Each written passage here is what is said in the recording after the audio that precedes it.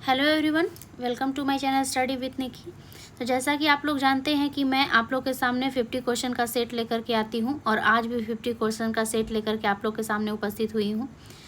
तो ये question BPSC हो या फिर बीलेट हो, जो कि बिहार लाइब्रेरी वैकेंसी 2025 के थ्रू आने वाली है, तो उसके लिए बहुत ही इम्पॉर्टेंट हो जाती है। आप लोग इसका नोट्स बना लीजिएगा। अगर नोट्स नहीं बना सकते हैं तो वीडियो को लगातार देख करके आप रिवीजन कर सकते हैं, आप लोग के लिए बहुत हेल्पफुल होगा। तो चलिए शुरू करते हैं आज का पहला क्वेश्चन। तो 149 क्वेश्चन तक हम लोग कर चुके थे। आज 150 क्वेश्चन से शुरू करेंगे और 20 क्वेश्चन तक हम लोग 50 क्वेश्चन तक हम लोग जाएंगे। चलिए शुरू करते हैं आज का पहला क्वेश्चन। तो फर्स्ट क्वेश्चन है कि राष्ट्रीय पुस्तकालय घोषित किया गया तथा तत्कालिक शिक्षा मंत्री अब्दुल कलाम आजाद द्वारा इसे सभी भारतीयों के लिए कब खोला गया। क्वेश्चन कह रहा है कि राष्ट्रीय पुस्तकालय घोषित किया गया। तो राष्ट्रीय पुस्तकालय कब घोषित हुआ? 1948 में राष्ट्रीय पुस्तकालय घोषित किया गया था, लेकिन यह जनता के लिए खोला नहीं गया था। इसको जनता यूज़ नहीं कर सकते थे। तो 1 फरवरी 1953 को यह जनता के लिए खोल दिया गया था। नेक्स्ट क्वेश्चन है कि इंपीरियल लाइब्रेरी के प्रथम पुस्तकालय अध्यक्ष कौन थे। तो फ्रेंड्स, इंपीरियल लाइब्रेरी के प्रथम पुस्तकालय अध्यक्ष थे जॉन मैकफार्लेन। बात करते हैं बीएस केशवन के। तो बीएस केशवन जो थे वो नेशनल लाइब्रेरी के प्रथम अध्यक्ष थे, जिनको आईएनबी का जनक भी बोला जाता है। I&B that means Indian national bibliography. Next question देखते हैं।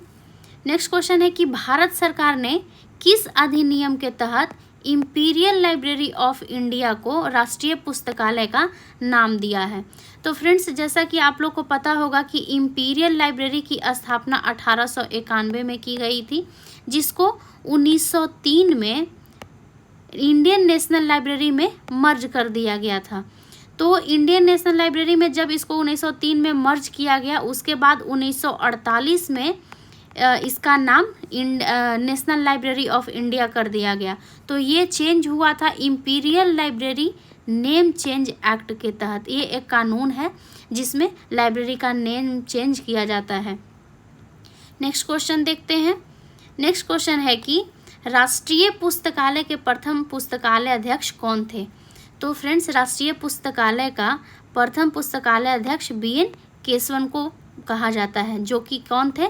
आईएनबी के जनक थे। I&B means Indian national bibliography. Next है कि राष्ट्रीय पुस्तकालय को किस वर्ष मेडकफ हॉल से स्थानांतरित कर बेल्वेडियर में लाया गया था। तो जो राष्ट्रीय पुस्तकालय था पहले मेडकफ हॉल में स्थापित था। मेडकफ हॉल से उसको 1951 यानी कि 1951 में स्थानांतरित कर मीन्स कि वहाँ से बेल्वेडियर में इसको शिफ्ट कर दिया गया था। नेक्स्ट क्वेश्चन है कि राष्ट्रीय पुस्तकालय की स्थापना की चर्चा, मतलब जो राष्ट्रीय पुस्तकालय की स्थापना थी उसकी चर्चा किस सूची की परिशिष्ट में किया गया है। तो ये 7वें परिशिष्ट में किया गया है। नेक्स्ट है डिलीवरी बुक एक्ट किस वर्ष पारित हुआ। तो फ्रेंड्स, डिलीवरी बुक एक्ट जो है वो 20 मई 1954 को पारित हुआ था। डिलीवरी बुक एक्ट के बारे में थोड़ा सा समझ लेते हैं, ये क्या है। तो ये एक्ट है कि अगर किसी भी बुक को किसी पब्लिशर PUBLISER पब्लिशर के थ्रू जब इसको प्रकाशित किया जाता है, तो भारत में बने 4 जो डिपोजिटरी लाइब्रेरी है उसमें प्रति जो बुक का एक प्रति है उसको चारों डिपोजिटरी लाइब्रेरी में जमा करवाना होता है। ये क्यों जमा करवाना होता है कि अगर एक कॉपीराइट एक्ट होता है जो कि लाइब्रेरी में लागू होता है। कॉपीराइट एक्ट कहने का मतलब है कि अगर कोई भी लेखक अपने बुक का प्रकाशन करता है तो उस बुक को कोई भी चुरा करके अपना या फिर पेज चेंज करके या फिर उसका कंटेंट चुरा करके अपना नाम दे करके उसको बाज़ार में मतलब बाज़ार में उसका सेल ना कर दे, इसलिए कॉपीराइट एक्ट लगाया जाता है। क्योंकि उसका वो बुक उसका है तो उसी का कॉपीराइट है कि मतलब वो अपने बुक को बाज़ार में सेल करेगा या फिर किसी लाइब्रेरी में पहुंचाएगा।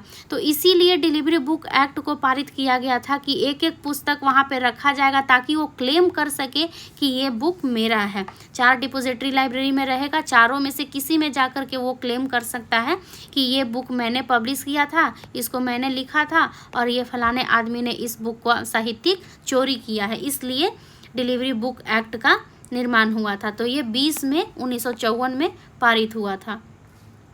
नेक्स्ट क्वेश्चन है कि डिलीवरी ऑफ बुक एक्ट्स कानून के द्वारा प्रत्येक प्रकाशन की एक एक प्रति डिपोजिटरी पुस्तकालय को भेजना प्रकाशकों के लिए अनिवार्य कर दिया गया है। इस एक्ट के तहत कितने डिपोजिटरी पुस्तकालय बनाए गए थे? तो फ्रेंड्स इसके तहत 4 डिपोजिटरी बनाए गए थे। कौन कौन सा है? तो पहला है एशियाटिक लाइब्रेरी।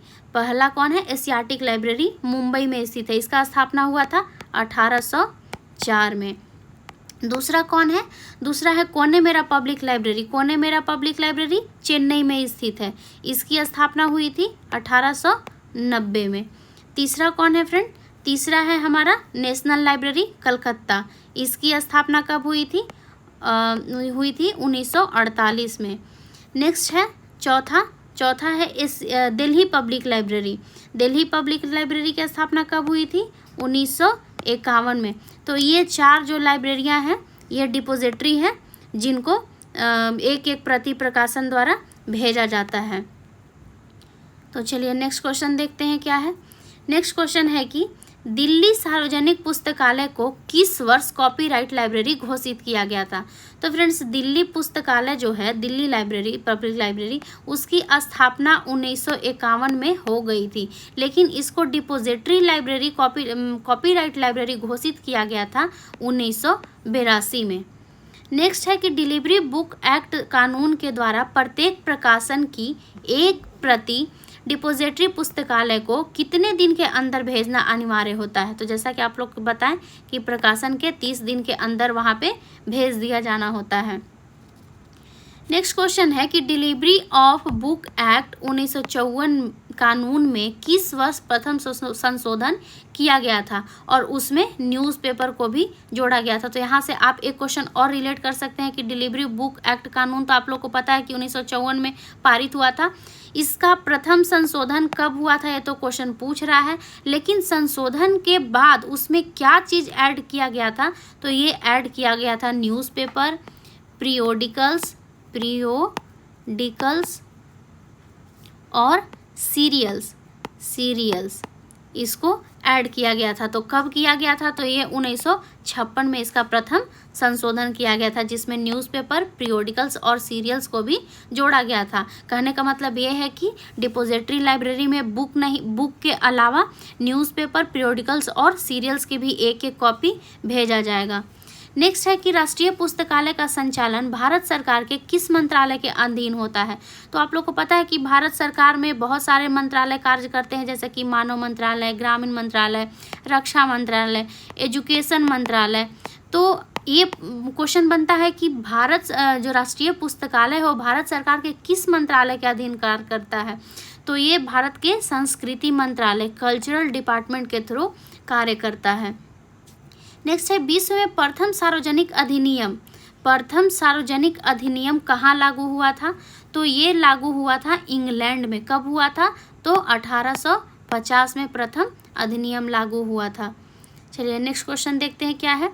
नेक्स्ट है कि भारत में सार्वजनिक पुस्तकालय अधिनियम सर्वप्रथम किस राज्य में लागू हुआ था? सार्वजनिक पुस्तकालय अधिनियम कहने का मतलब क्या है कि जो भी लाइब्रेरी जो पब्लिक लाइब्रेरी है उसमें चेंजेस हो या कुछ उसके में ऐड करना हो तो वो किसी एक कानून के थ्रू किया जाता है, जो कि सबसे पहला भारत में मद्रास तमिलनाडु सार्वजनिक पुस्तकालय अधिनियम में लागू हुआ था। कब हुआ था? तो 1948 में हुआ था। चलिए नेक्स्ट क्वेश्चन देखते हैं कि आज़ादी से पूर्व कोल्हापुर सार्वजनिक पुस्तकालय अधिनियम किस वर्ष लागू किया गया था? तो ये हुआ था 1939 में। नेक्स्ट है कि अब तक 2019 तक, अब तक कहने का मतलब क्या? कि 2019 के डेटा के अकॉर्डिंग पूछ रहा है कि भारत के कितने राज्यों में पुस्तकालय अधिनियम लागू हो चुका है। तो 2019 के डेटा के अकॉर्डिंग 19 राज्यों में आप ये रिलेट कर सकते हैं कि 19 तक में 19 राज्य में पुस्तकालय अधिनियम लागू हो चुका था और एक केंद्र शासित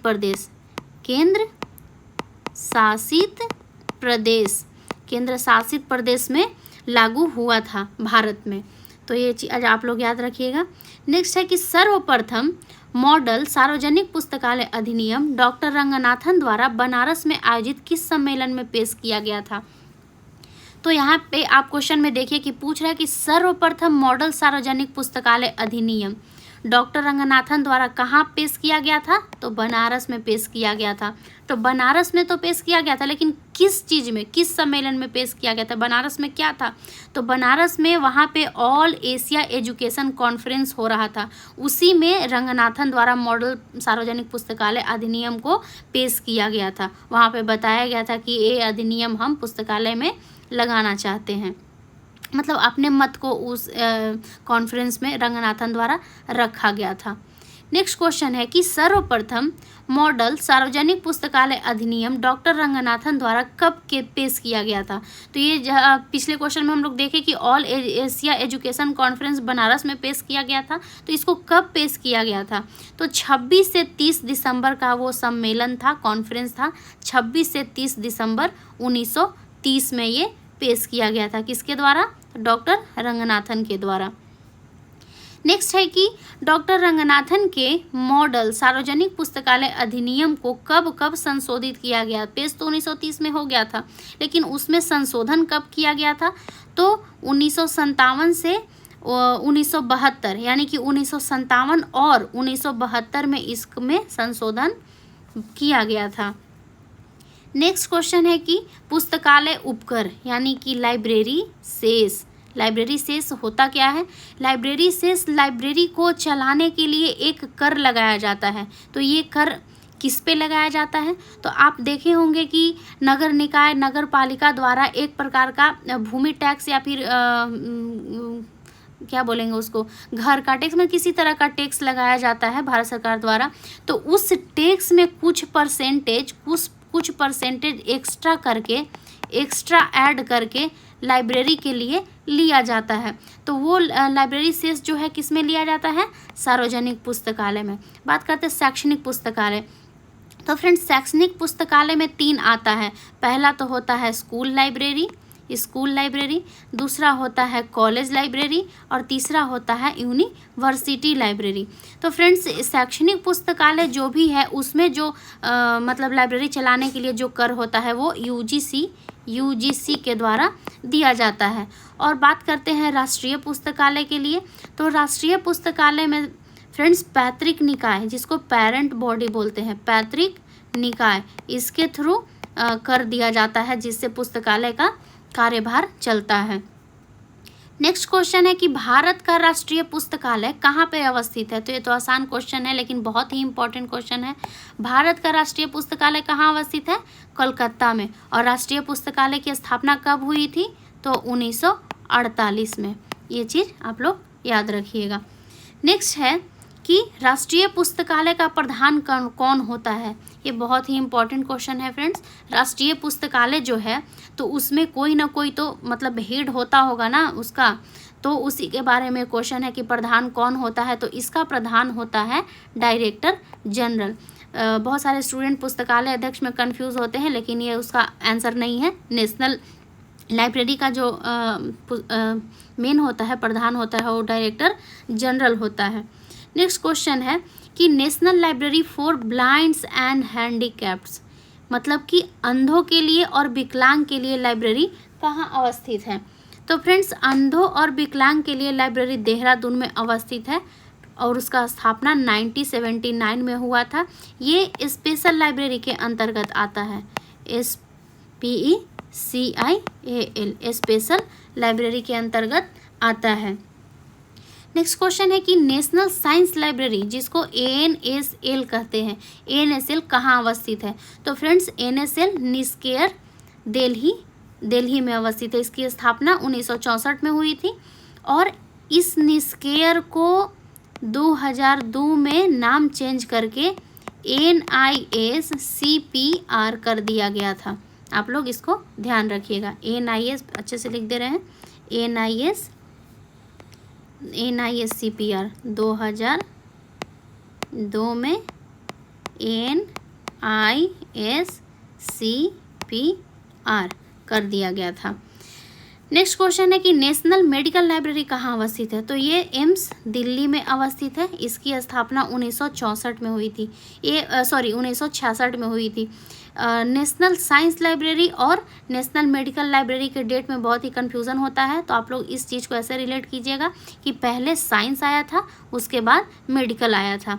तो साइंस कितना में 1964, उसके बाद मेडिकल 1966। नेक्स्ट क्वेश्चन है कि संसाधन सहभागिता में क्या शामिल नहीं है? तो इसमें संसाधन सहभागिता कहने का मतलब कि किसी भी संस्था को चलाने के लिए उसको संसाधन चाहिए। जैसे कि एक बिल्डिंग हम लोगों ने बनाया, तो वो बिल्डिंग को हम लोग लाइब्रेरी नहीं कहेंगे, उसमें बुक रख दिए। तो बुक रखना तो दुकान में भी बुक रखता है, तो उसको हम लोग लाइब्रेरी नहीं कहेंगे। तो लाइब्रेरी किसे कहेंगे? तो वहाँ पे बुक होना चाहिए, ट्रेंड स्टाफ होना चाहिए, अच्छा इस ज़माने की तकनीक होनी चाहिए, इंटरनेट होना चाहिए, वाईफाई होना चाहिए, तब ना उसको जाकर के लाइब्रेरी कहेंगे। पाठकों के लिए सही बैठने का जगह होना चाहिए, अच्छे से अरेंजमेंट होना चाहिए, तो उस चीज़ को हम लोग लाइब्रेरी बोलेंगे। तो कहने का मतलब यही है कि संसाधन सहभागिता में क्या शामिल नहीं? तो पाठक नहीं शामिल है, क्योंकि पहले जब लाइब्रेरी बनेगा, संसाधन बनेगा, उसकी सहभागिता होगी, उसके बाद ना यूज़र यहाँ पे आएगा, तो इसलिए ये चीज़ शामिल नहीं है। अब क्वेश्चन पूछता है कि संसाधन सहभागिता में क्या शामिल होता है? तो संसाधन सहभागिता में फ्रेंड्स सभी स्रोतों एवं कर्मचारी की सहभागिता, मतलब कर्मचारी के सहयोग और सभी स्रोत, जो भी लाइब्रेरी से रिलेटेड जो स्रोत हैं वो स्रोत भी चाहिए, स्टाफ की सहभागिता भी चाहिए। नेक्स्ट क्वेश्चन है कि भारत में सर्वप्रथम किसके द्वारा सार्वजनिक पुस्तकालय प्रणाली विकसित किया गया था? तो सबसे पहला पुस्तकालय सार्वजनिक पुस्तकालय प्रणाली सयाजीराव गायकवाड़ तृतीय द्वारा विकसित किया गया था। ये कहाँ के रहने वाले थे? तो ये बड़ौदा के नरेश थे। नरेश मीन्स राजा, बड़ौदा के राजा थे, बड़ौदा के रहने वाले थे। इनको भारतीय पुस्तकालय आंदोलन के जनक के रूप में भी जाना जाता है। नेक्स्ट क्वेश्चन है कि W.A. वार्डन के प्रयास से प्रथम भारतीय ग्रंथालय विज्ञान पत्रिका लाइब्रेरी मिसलेनी, बहुत ही इम्पोर्टेंट क्वेश्चन है, लाइब्रेरी मिसलेनी किस वर्ष प्रकाशित की गई थी? तो फ्रेंड्स ये 1912 में प्रकाशित की गई थी। W.A. वार्डन कौन थे? तो W.A. वार्डन जो थे मेलविल डेवी के शिष्य थे। ये मेलविल डेवी के शिष्य थे। इनको भारत बुलाया गया था सयाजीराव गायकवाड़ तृतीय द्वारा।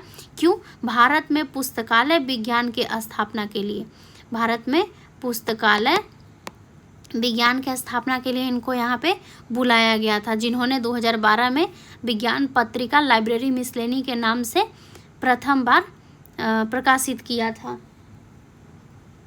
नेक्स्ट क्वेश्चन है कि इनमें से किसमें से, मतलब ये चार ऑप्शन में से कौन सा ऐसा है जो डिपोजिटरी पुस्तकालय में शामिल नहीं है? कौन सा है जो कि डिपोजिटरी पुस्तकालय में शामिल नहीं है फ्रेंड्स? तो आप लोग को ऊपर बताए थे कि राष्ट्रीय पुस्तकालय कोलकाता ये डिपोजिटरी है, दिल्ली पब्लिक लाइब्रेरी ये भी डिपोजिटरी है, और एशियाटिक सोसाइटी मुंबई ये भी डिपोजिटरी है, और एक कौन सा है, और एक कौन सा डिपोजिटरी है? एक है कोन्नेमारा पब्लिक लाइब्रेरी, ये भी डिपोजिटरी है। तो इसमें से खुदा बख्श ओरिएंटल लाइब्रेरी जो है ये डिपोजिटरी नहीं है। तो फ्रेंड्स खुदा बख्श लाइब्रेरी के बारे में बात करते हैं कि ये बिहार का एक लाइब्रेरी है जो कि पटना में स्थित है। इसकी स्थापना फ्रेंड 1891 में हुई थी। ये बिहार की लाइब्रेरी है, खुदा बख्श ओरिएंटल लाइब्रेरी। नेक्स्ट क्वेश्चन है कि राजा राम मोहन राय पुस्तकालय प्रतिष्ठान, जिसको RRLF की नाम से भी जानते हैं, उसकी स्थापना सन खाली स्थान में हुई थी। तो उसकी स्थापना कब हुई थी फ्रेंड्स? 1972 की उसकी स्थापना हुई थी। राजा राम मोहन रॉय पब्लिक लाइब्रेरी जो है राजा राम मोहन रॉय पुस्तकालय प्रतिष्ठान यानी कि RRLF जो है वो पब्लिक लाइब्रेरी के लिए कार्य करता है। ये भारत के संस्कृति मंत्रालय जो कल्चरल डिपार्टमेंट है, कल्चरल डिपार्टमेंट के अंतर्गत कार्य करता है। नेक्स्ट क्वेश्चन है कि राजा राम मोहन रॉय पुस्तकालय प्रतिष्ठान का केंद्रीय कार्यालय खाली स्थान में अवस्थित है। तो ये साल्ट लेक कलकत्ता में अवस्थित है। नेक्स्ट क्वेश्चन है कि राजा राम मोहन रॉय पुस्तकालय प्रतिष्ठान का संस्था प्रधान होता है, मतलब इस संस्थान का प्रधान कौन होता है? तो ये निर्देशक होता है। आप लोग ऊपर क्वेश्चन में देखे थे कि नेशनल लाइब्रेरी का प्रधान कौन होता है? तो डायरेक्टर जनरल होता है, लेकिन इसमें डायरेक्टर होता है सिर्फ। नेक्स्ट क्वेश्चन है कि राजा राम मोहन रॉय पुस्तकालय प्रतिष्ठान द्वारा किस संस्था के माध्यम से ग्रामीण स्तर पर पुस्तकालय सेवा को बढ़ावा प्रदान किया जाता है? तो फ्रेंड्स, ये कहने का मतलब है कि ग्रामीण स्तर पर पुस्तकालय सेवा माने गांव में बहुत लोग शहर में पहुंच नहीं पाते हैं, लाइब्रेरी नहीं जा पाते हैं, तो उनको अगर पढ़ने का शौक़ है, पढ़ने का इच्छा रखते हैं, तो किस तरह से उनको पुस्तकालय सेवा देना होगा, किस तरह से उनको बढ़ावा प्रदान करना होगा? तो नेहरू युवा केंद्र, एक संस्था नेहरू युवा केंद्र, उसके थ्रू ग्रामीण पुस्तकालय सेवा को बढ़ावा दिया जाता है। किसके द्वारा? RRLF के द्वारा। नेक्स्ट क्वेश्चन है कि सार्वजनिक पुस्तकालय के सहायता के लिए राजा राम मोहन रॉय पुस्तकालय प्रतिष्ठान द्वारा अनेक योजनाएं चलाई गई है, जिसमें हम 2 भाग में बांट सकते हैं। तो उनके द्वारा बहुत सारी योजना चलाई गई है, जिसमें एक है मैचिंग और एक है फुल असिस्टेंस। तो इसका कहने का मतलब क्या है कि उनकी योजनाओं, बहुत सारे योजनाओं को हम 2 भाग में बांट सकते हैं, एक है मैचिंग और एक फुल असिस्टेंट। इसके अंतर्गत भी बहुत सारे योजनाएं मतलब आते हैं, मैचिंग में अलग, फुल असिस्टेंट में अलग, तो इसको 2 भाग में बांटा गया है। नेक्स्ट है कि राजा राम मोहन रॉय पुस्तकालय प्रतिष्ठान के प्रकाशन हैं, मतलब कहने का मतलब कि इसके जो RRRF के प्रकाशन क्या क्या होती है, क्या क्या प्रकाशन करता है ये। तो सबसे पहला number A directory of public library in India, इस नाम से एक पत्रिका प्रकाशन करता है। नेक्स्ट है कि टैगोर बिब्लियोग्राफी, इसका प्रकाशन करता है। और सबसे जो इम्पोर्टेंट है ये ग्रंथाना, ग्रंथाना का प्रकाशन भी ये करता है। तो इस हिसाब से इसका ऑप्शन हो जाएगा उपरोक्त सभी। ये ग्रंथाना बहुत ही इंपॉर्टेंट है, कई बार क्वेश्चन पूछा गया है, तो इसको आप ध्यान में रखिएगा। इस तरह से क्वेश्चन बनेंगे कि ग्रंथाना का प्रकाशन किस संस्थान द्वारा किया जाता है? तो RRLF द्वारा। नेक्स्ट क्वेश्चन है कि सार्वजनिक पुस्तकालय की सहायता के लिए राजा राम मोहन रॉय पुस्तकालय प्रतिष्ठान द्वारा विकसित, यहाँ पे एक वर्ड आता है विकसित राज्यों को प्रदान की जाने वाली सहायता का सही अनुपात क्या है? तो फ्रेंड्स, जो RRLF द्वारा सार्वजनिक पुस्तकालय के सहायता के लिए एक योजना था, जिसमें विकसित राज्यों के लिए 50-50 का अनुपात में सहायता प्रदान किया जाता है। कहने का मतलब कि 50 RRLF देगा और 50 भारत सरकार द्वारा दिया जाएगा। उसी तरह से विकासशील देश जो होगा उसके लिए 60-40 का रेशियो है, और नॉर्थ ईस्टर्न जो देश होगा उसके लिए 90-10 का रेशियो है। इसको मिटा देते हैं ना, तो आंसर में कन्फ्यूज़न होगा। तो आप इस तरह से इसको याद कर सकते हैं कि 50-50 है विकसित के लिए, विकासशील के लिए 60-40 है, और नॉर्थ ईस्टर्न के लिए 90 और 10 का रेशियो है। नेक्स्ट क्वेश्चन है कि आ ही गया नेक्स्ट क्वेश्चन, सार्वजनिक पुस्तकालय सहायता के लिए राजा राम मोहन रॉय द्वारा विकासशील, यहाँ पे आप इस वर्ड को देख सकते हैं, ध्यान से इसको देखिएगा कि विकासशील के लिए तो 60-40 और 90-10 जो है वो नॉर्थ ईस्टर्न के लिए, और 50-50 जो है 50-50 विकसित के लिए। इसको बार बार इसलिए बता रही हूँ कि रिवीजन हो जाएगा, वीडियो देखने के बाद आपको याद हो जाएगा। नेक्स्ट क्वेश्चन फिर से है कि सार्वजनिक पुस्तकालय की सहायता के लिए राजा राम मोहन रॉय द्वारा प्रतिष्ठान द्वारा नॉर्थ ईस्टर्न राज्यों के लिए जो सहायता प्रदान किया जाता है उसका सही अनुपात क्या है फ्रेंड्स? तो 9-10। विकासशील के लिए विकासशील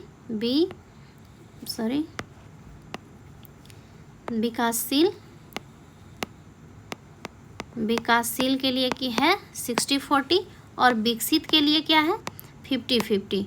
विकसित के लिए है 50-50, आप इसको ध्यान रखिएगा।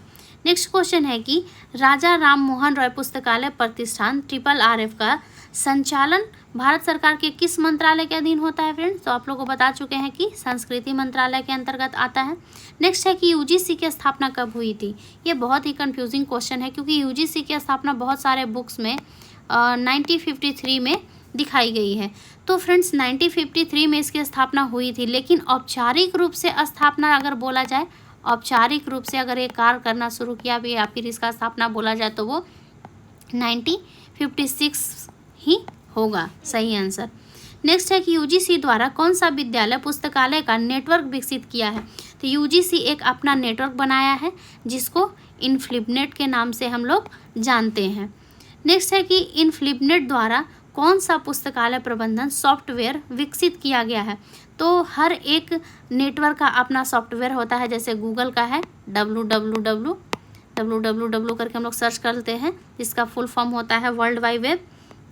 तो हर एक नेटवर्क का अपना एक सॉफ्टवेयर होता है। इसी तरह से इनफ्लिबनेट ने भी अपना एक सॉफ्टवेयर बनाया है जिसको हम लोग सोल के नाम से जानते हैं। नेक्स्ट है कि national policy on library and information system कॉर्नपोलिस के लिए, इसका कॉर्नपोलिस है जिसका full form national policy on library and information system है। तो कॉर्नपोलिस के लिए सन खाली स्थान ईस्वी में प्रोफेसर DP चट्टोपाध्याय की अध्यक्षता में एक समिति का गठन किया गया था। यहाँ पे आप दो क्वेश्चन रिलेट कर सकते हैं, जैसे कि क्वेश्चन हो कि कॉर्नपोलिस की अध्यक्षता किसने की? तो ये DP चट्टोपाध्याय ने की। और कब की थी? तो 1986 में, आप इसको ध्यान रखिएगा। नेक्स्ट है कि आइजली के आइजली के प्रकाशन है कहने का मतलब कि आइजली एक संस्था है, उसके द्वारा किस किस चीज़ों का प्रकाशन किया जाता है? तो सबसे पहले तो इंडियन लाइब्रेरी साइंस एब्स्ट्रैक्ट प्रकाशित किया जाता है, जिसका फ्रीक्वेंसी है क्या? एनुअल फ्रीक्वेंसी है, यानी कि वार्षिक, साल में प्रकाशित किया जाता है। नेक्स्ट है आइजलिक बुलेटिन, इसको तो आप लोग आराम से याद कर सकते हैं क्योंकि ये संगठन के नाम से रिलेटेड है। इसका प्रकाशन जो है त्रैमासिक यानी कि क्वार्टरली इसका प्रकाशन होता है। नेक्स्ट है कि रिसर्च इन प्रोग्रेस, जिसको हम लोग शॉर्ट में रिप कहते हैं, ये वाला रिप नहीं है, रिसर्च इन प्रोग्रेस का शॉर्ट फॉर्म है रिप। तो ये सारे जो प्रकाशन है इसको कौन करता है? आइजली करता है, इसलिए इसका आंसर सही हो जाएगा उपरोक्त में से सभी। नेक्स्ट है ALA means American library association, American library association. इसकी स्थापना फ्रेंड्स 1876 में हुई थी। किसने की थी? तो मेलविल डेवी और 3 लोग थे उनके साथ में, जिन्होंने मिल करके इसकी स्थापना की थी। तो इसका प्रकाशन कौन कौन सा है? तो ये है American library magazine, ALA award and notable seal और ALA ईयर बुक, ये सारे ALA के प्रकाशन है। आप इस चीज़ को याद रखिएगा क्योंकि इसमें से भी क्वेश्चन पूछ लिए जाते हैं। नेक्स्ट है ग्रंथालय संघ ALA का मतलब लाइब्रेरी एसोसिएशन की स्थापना कब की गई थी फ्रेंड्स? तो ये 1877 में इसकी स्थापना हुई थी। सन 2002 में ALA तथा IIS that means institute of information scientist को मिलाकर किस संस्था का गठन किया गया था? तो ALA और IIS को मिलाकर के सिलिप बनाया गया था। सिलिप एक संस्था है जिसका फुल फॉर्म होता है chartered institute of library and information professional. इसका स्थापना कब हुआ था सिलिप का? तो 2002 में इसकी स्थापना हुआ था। किसको मिला करके बना था यह संगठन? तो ALA और IIS को।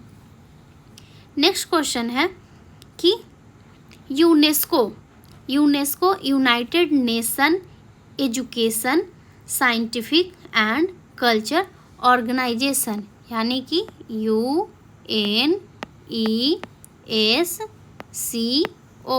UNESCO यूनेस्को की स्थापना खालिस्तान ईस्वी में संयुक्त राष्ट्र संघ के अंतर्गत एक अंतर सरकारी एजेंसी के रूप में किया गया था। यहाँ पे आप 2 क्वेश्चन बना सकते हैं कि यूनेस्को की जो स्थापना हुई थी वो किसके अंतर्गत हुई थी, तो संयुक्त राष्ट्र संघ के अंतर्गत हुई थी कि एक अंतर सरकारी एजेंसी के रूप में।